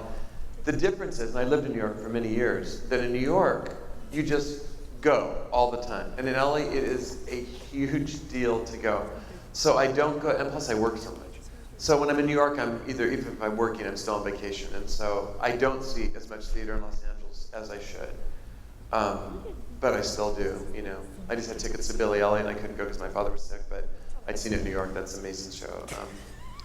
And there's a lot of little theater in, I just saw in LA, like about 3 weeks ago, the night before, or the 2 nights before just about 3 weeks ago, I saw Spring Awakening with Lindsay. And she was amazing. She did Lindsay from the Glee Project. And she did the Lea Michele part, and she was incredible. And I actually thought the production was maybe better than any production of it I'd ever seen. I thought it was just so good. And the final night, the writer of Spring, Stephen Sater, who I worked with, came to see Lindsay, and so did the director, Mick G., who I work with on Supernatural, who's directing the movie of Spring Awakening. So we'll see for Lindsay, that was a really cool thing to have them come see her, and she was so good. Do you look for some talent when you're for other projects, even not just for Glee, but also for other projects when you go to theater? I used to actually cast a lot of things. Now all I cast is the Glee Project and Supernatural right now, because the Glee Project is really all-consuming, you know. But I'm still looking in our office shares ideas, and we did a lot of pilots this year, and I think one got picked up. I don't know the name of it, and a couple did. Yeah, I'm always looking, and we're always saying, you know, giving other people in the office, you know, if I see somebody that's right for Dexter, I'll say that, or, you know, so. That's awesome. How about the average day of the Glee Project, the cast? What's the average day like? Well, the Glee Project, the Glee Project cast is tortured, because they really are, well, last seasons were tortured in the fact they lived in a camp, and they, you know, even to go to the bathroom, like about halfway, they were all sick. Like one day I came in and Lindsay had gone to the doctor, Samuel had strep throat, Marissa was wearing a mask. It's like, oh my God, what's happening? And they said they would go to the bathroom at night, and I heard that the bathroom, it was storming all last year, and the bathroom was like it was separate from, you know, they'd have to walk through the woods, and then and it was no heater. I'm like, you guys. So this year they built it's amazing where they live this year. But the challenges are hard this year. They still were tortured. So the average day, you know, the way the Glee Project is set up, and this year it's even different because I have another scene, where they get their homework assignment, then they do their homework assignment the next day. Most reality shows shoot in 2 days. Most reality shoot in 2 or 3 days. Everything is in there. But the Glee Project is 5 days, which is unheard of for reality.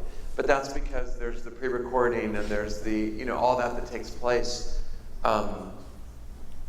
So it's really great, you know, the video shoot, those are big days, and also this year on the Glee Project, really the only real difference is, other than I give the announcement for the homework assignment, is that the homework assignment is completely live, which is great. So it's a better way for the guest people coming in to judge, and the first one that's announced is Lea Michele. Because they're really hearing them. Before they were singing to the track live, but now they're singing completely live. And they're such good musicians. I mean, they are unbelievable that 14 people with such little rehearsal that they do on their own, and they choreograph on their own, can sound so good and come off so well. I was really impressed with the vocal, the musicianship this year is just really incredible. Yeah. How about your day? How about your day on working on the Glee Project? Well, I go in, I get my hair, makeup done, and then I don't really have a minute. I mean, it's crazy.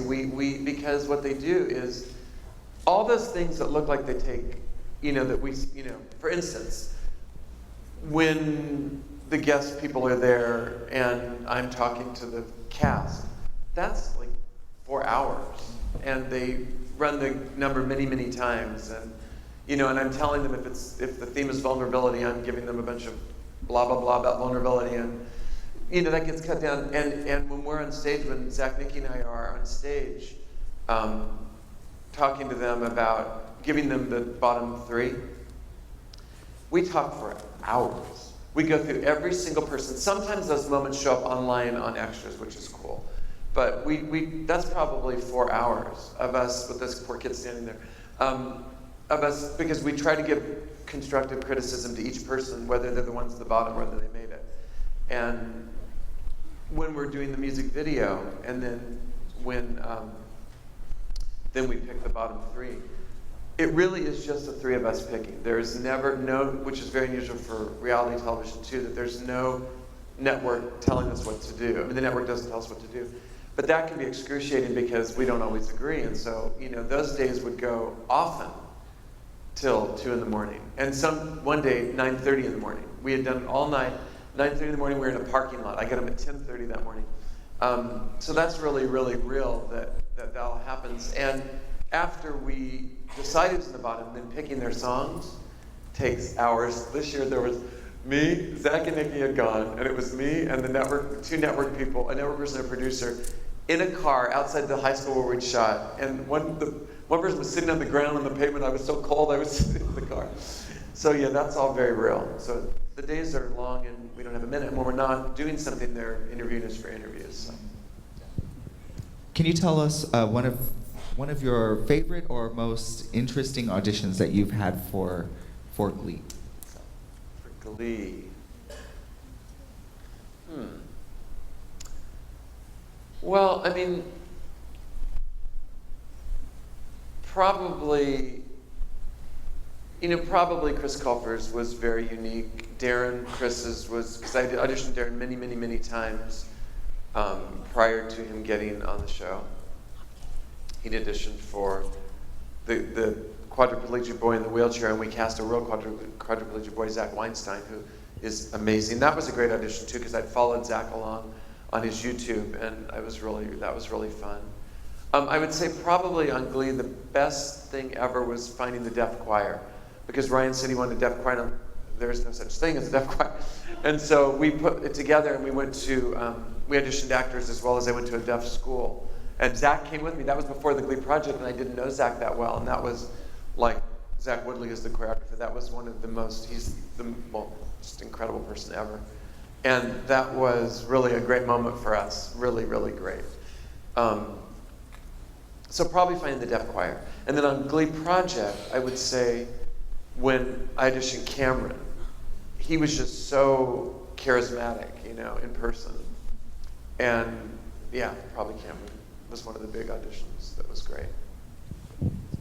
What advice do you have for somebody who's in the audience that wants to come out and pursue a bigger career in film, in television, working in the business? I would say that it's tough because I don't really encourage anyone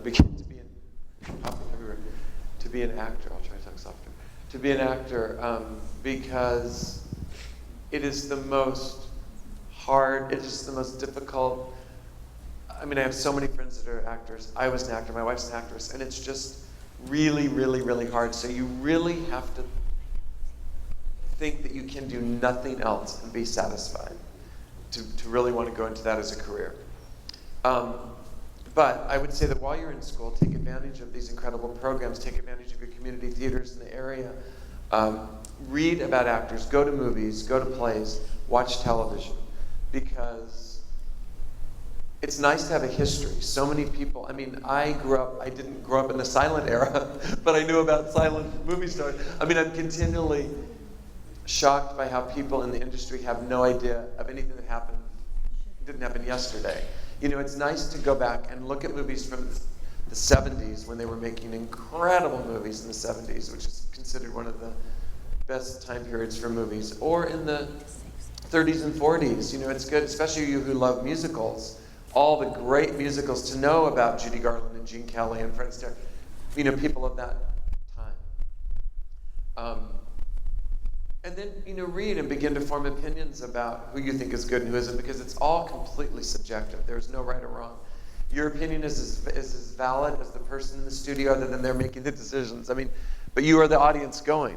And it's not like a race where an athlete runs the race and the best person wins. Acting is completely subjective.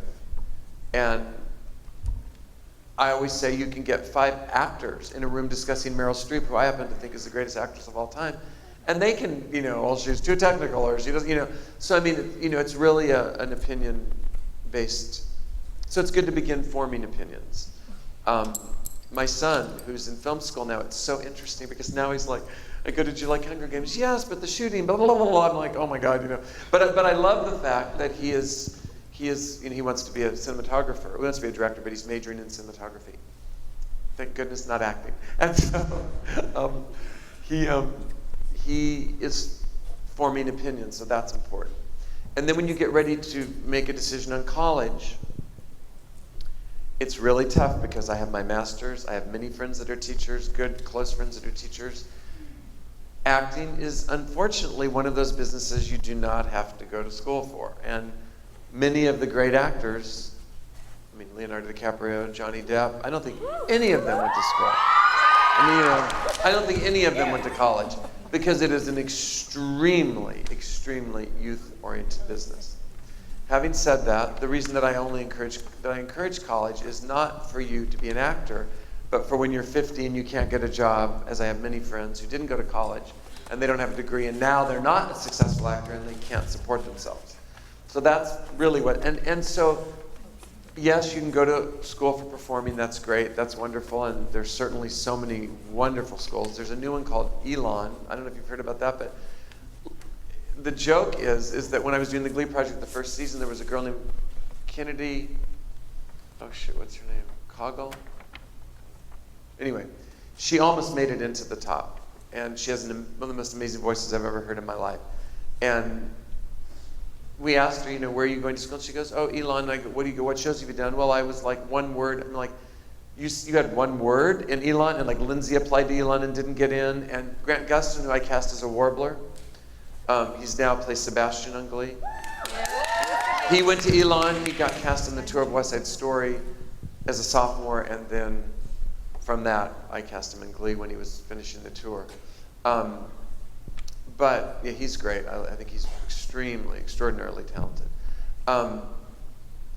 But you don't have to major in theater. You can major in something that you might actually get a job in, and then do theater. And if you really, really, really want to do film and television, then you can go to UCLA or Fullerton or Irvine or some school in the area and try to get an agent if they'll let you in your certain program. You go to school in New York or LA where you can actually investigate working while you're going to get an education. So that's what I would suggest. A long-winded answer, but important question. We got it. Yeah. How about your acting career on stage? What are some of your most memorable and famous roles? Well, I did not have any. I mean, my acting career in community theater, I was able to do a lot of great shows, and I did Tony and West Side Story, which I was listening to a recording recently. First of all, the orchestra was so flipping good, I couldn't believe it for a community theater orchestra. And I actually was going, oh my God, I sound really good, with the exception of one song where the note was too high and they should have lowered it because they lowered it for everybody. No one that has done it on Broadway, except maybe the recent version. Not the original, not the revival had to do it, but yeah. And then this production of The Boyfriend I did with John Durner, I think might be the best thing I ever did because I was relaxed. And I did On the Town, I love that. I did a lot of good things, a lot of incredible. Oklahoma at the junior college and I was Will Parker and I was a dancer in another version. But I didn't really have anything once I went to New York because I was not a successful actor. I was a really unsuccessful actor. I did a club act, which was horrible, which I thought I sounded pretty good. I actually think I sounded, after I studied a lot and everything, I think I had a really, really nice voice. I like my voice a lot. I just was not a success. It was not for me. I was not a good auditioner, and I was just not cut out to be an actor. So, that was not my thing. What about people who come into audition? Do you look for that more relaxed person, somebody who's more composed, or do you help find guiding them through the process? Well, I try to make, especially for the Glee project, but even with my usual job, I'm dealing with actors, and most are used to it, so they're pretty relaxed. But our office creates a real environment of comfort, which a lot of casting offices don't. A lot of when we do everything to make it as relaxed as possible. But if you're going to be an actor, you should know that that is not the norm. It's just a stressful business. But I look for people to be themselves. And obviously, if you're auditioning for a character, then it's a different thing. But so much of television is you just being yourself. So, and then applying those qualities to whatever the role is. I mean, you're not generally auditioning for Macbeth or a real character role. You're usually auditioning for yourself. Is that why it's important for you to also come in prepared and dressed as to represent yourself? Well, yeah, I think you should be, and again, especially with Glee and the Glee Project, you should just be, we say over and over and over, we're looking for you. That you have to be as defined as a person as you can be so that Ryan can feel inspired to write for you. But, and that was a problem with some people the first season, is that they just, at 18, do you really know yourself? I didn't, so you might not. And then some people really know themselves, How about the music and the performers? Are they matched up with the music? Is that something that you have to look for when they're writing the script for Glee? For an episode? For Glee, they totally, are writing around them and everything. On the Glee Project, it's more difficult because we're given a list of, even though it's a 20-page list of cleared songs, it is unbelievable when you're looking for a song at somebody at midnight, how trying to find a song that they'll be able to sing that they can. Because at midnight or 2 or whatever in the morning, then we have to call the person who's arranging it, and he has to arrange it that night, put it in their key, come up with the arrangement. He does it all night long, get it to everybody so that it's ready for them when they go, so we can give it to them at 2 in the afternoon or whatever it is, and then they literally have 2 hours to work on it. That's really true. Every once in a while, if there's a meal break, they may get a little longer, but they can't work on it then. And even that 2 hours that they're working on it, they're shooting them and they're doing interviews. So they get about 20 minutes with Nikki, if that, I think. And then they probably have about another hour. And often they will get songs that they don't know. Often. And, and hopefully but he's put in the key that's the best for them and everything. But that's the thing I'm really, really impressed with the Glee Project. Because I think on American Idol and stuff, I think you usually, not always, sometimes they're thrown songs, but I think you get like 24 hours, I believe. I could be wrong on that. But in the Glee Project, they have about an hour to really work on the music and learn it, and that is tough. And they're learning it by just listening to the track, and that's tough. And the music choices, it's pretty diverse between mainstream. Well, it's very diverse Broadway. Because we're trying to make it diverse for the show, and also the network generally wants it to be not all from the same time period, not all the same genre. Not all the same. They really would like faster songs and slower songs. And I mean, really, trying to pick that in the middle of the night and still have your person hopefully get a song that they can do well is crazy. As evidenced by when Damien and Mateus got These Boots Are Made for Walking. It's like, there was not trying to find a song that they could both sound good on. It was like crazy.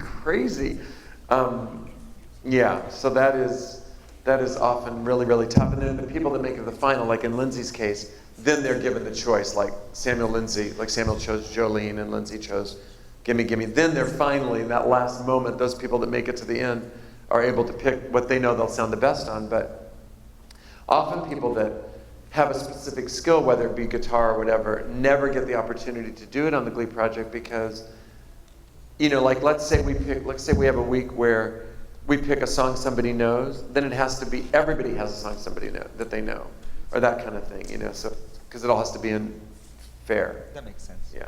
How about your view on what the phenomenon is that it's become? Were you prepared for that when casting the No. I mean, pilot? I knew that the show would be good because I knew Ryan would do it, and I knew I would love it. But did I think it would become this global phenomenon? I mean, no, and nobody did. I mean, it is insane that Chris Colfer and Leah have been on the top 100 people time list, along with Barack Obama. I mean, it's crazy.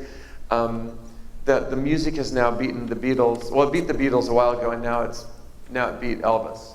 It has sold more records than Elvis or the Beatles.